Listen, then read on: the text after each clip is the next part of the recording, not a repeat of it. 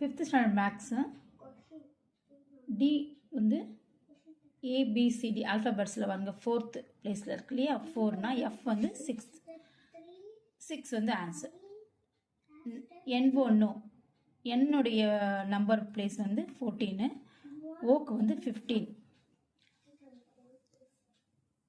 ON on, so ஓக்கு வந்து 15, எனுக்கு வந்து 14. டிஓ டூ, டியுடைய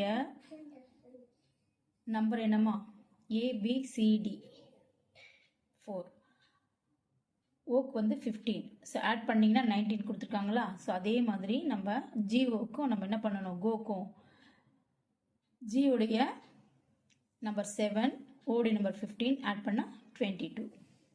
ஏசிஇ என்ற சொல்லை குறிக்கும் எண்கள் எவை? ஏக்கு வந்து 1, சிக்கு வந்து 3, ஈக்கு வந்து 5, 1 3 5. 16 5 14 இந்த எண்கள் குறிக்கும் சொல். 16 பிளேஸ் வந்து பார்த்தீங்கன்னா பி ஆல்ஃபபெட்டில் பியை குறிக்கும். அதே மாதிரி 5 வந்து இயை குறிக்குது, 14 வந்து என்னை மென்ஷன் பண்ணுது. ஸோ பிஎன் பென்.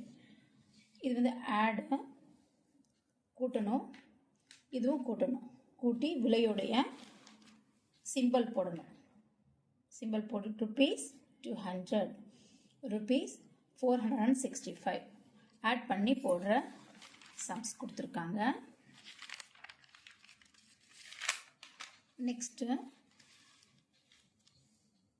ஒரு நம்பர் ஸ்டோரிஸ் கொடுத்துருக்காங்க பாருங்கள். ஸ்டேட்மெண்ட்டு. அருள் ரூபாய் 275க்கு ஒரு கிரிக்கெட் மட்டையும் ரூபாய் 225க்கு ஒரு பந்தும் வாங்கினான். அவன் செலவு செய்த மொத்த தொகை எவ்வளவு?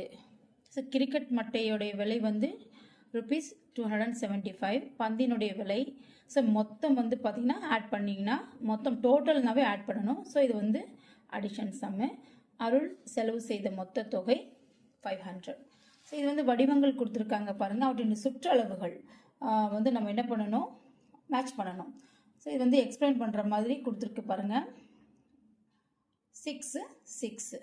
ஸோ வந்து நீளம் அகலம், இது நீளம் அகலம் 6 6 6 6 ஸ்கொயர். அதனால் வந்து 4 × 6 24. 24 எங்கேமா இருக்குது, 24 சென்டிமீட்டர். நம்ம வந்து என்ன பண்ணணும், மேட்ச் பண்ணணும்.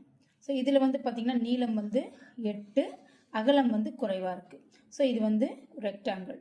ஸோ 8 + 8 + 3 + 3 செகண்ட் வந்து என்ன வருது 22 சென்டிமீட்டர். ஸோ 1 2 3 4 5 நம்பர்ஸ் போட்டிருக்கோம். இங்கே பார்த்தீங்கன்னா இதில் வந்து கூட்டுறது. ஸோ நீங்கள் என்ன பண்ணலாம், ஈஸியாக இதை வந்து தெரிஞ்சுக்கலாம். ஓகே சில்ட்ரன், நெக்ஸ்ட் சம் பார்க்கலாமா? ரிவிஷனில் என்ன சம் பார்க்கலாம்? சப்ராக்ஷன். சப்ராக்ஷனில் வந்து பார்த்தீங்கன்னா இதில் வந்து பார்த்தீங்கன்னா 5 இருக்குது. ஸோ நம்ம இங்கே வந்து நம்ம என்ன பண்ண போகிறோம், பாரோ பண்ண போகிறோம். ஸோ இங்கே வந்து இங்கே இருக்கிற 1 தான் நம்ம இங்கே வந்து எடுத்துக்கிறோம். ஸோ இங்கே வந்து 0 இருக்கும். ஸோ இங்கே வந்து 15ல் 7 வந்து லெஸ் பண்ணால் 8. ஸோ இங்கே ஆல்ரெடி 0, இங்கே 2ல் 1 போச்சுன்னா 1. நெக்ஸ்ட் நம்ம பார்க்கலாமா?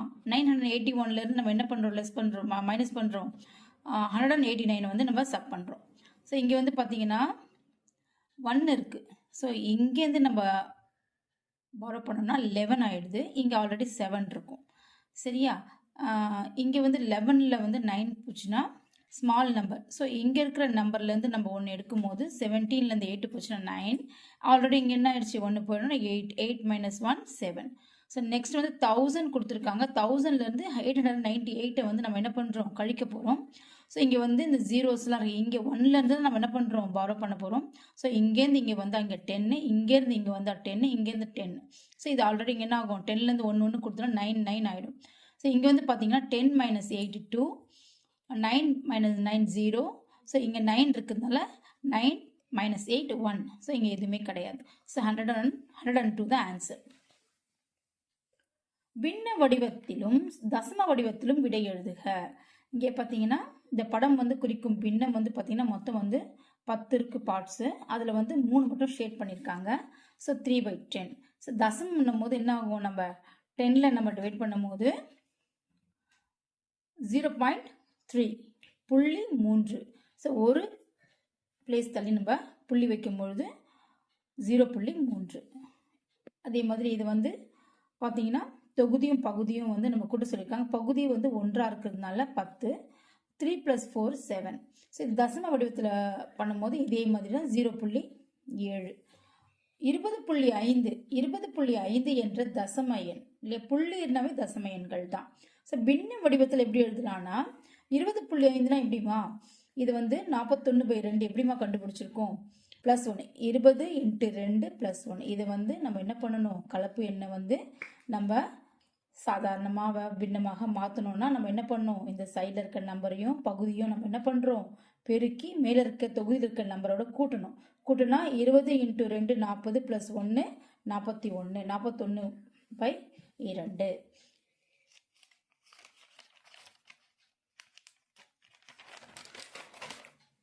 நெக்ஸ்ட் சம் பார்க்கலாமா.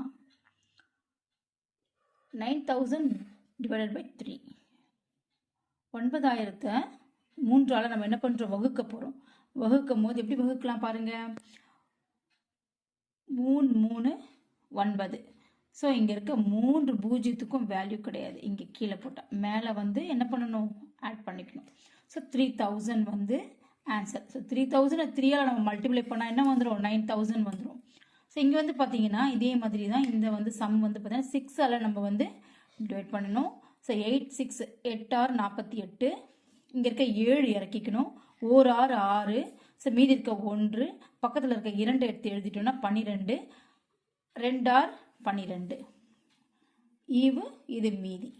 Okay, caution and reminder.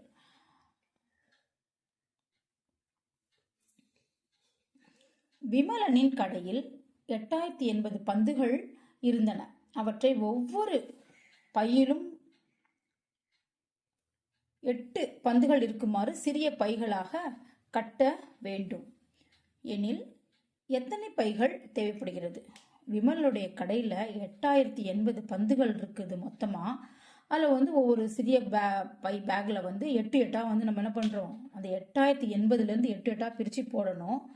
So வந்து பார்த்தீங்கன்னா ஒரு பேக்கில் 8 பந்து தான் போடணும். அப்போ வந்து எத்தனை பேக் வந்து நமக்கு தேவைப்படும் அப்படின்னு சொல்லிட்டு கேட்டிருக்காங்க.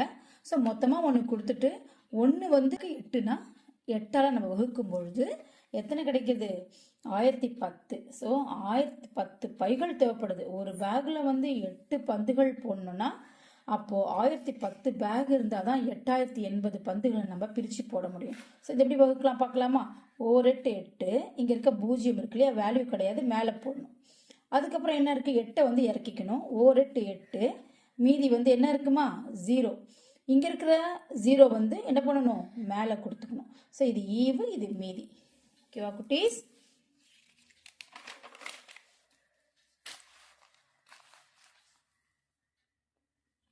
ஃபைவ் 6 என்ற பின்னத்துக்கு 18 பகுதியாக கொண்ட சமான பின்னம். 18 வந்து நம்ம பகுதியாக கொண்ட சமான பின்னம்னா என்னம்மா, பகுதியை ஒரு நம்பரால் பெருக்கி தொகுதியும் அதே நம்பரால் பெருக்கி நம்ம என்ன பண்ணுறோம், 1 ஆக்குறோம் பகுதியை. ஸோ அதுதான் வந்து சமான பின்னம்.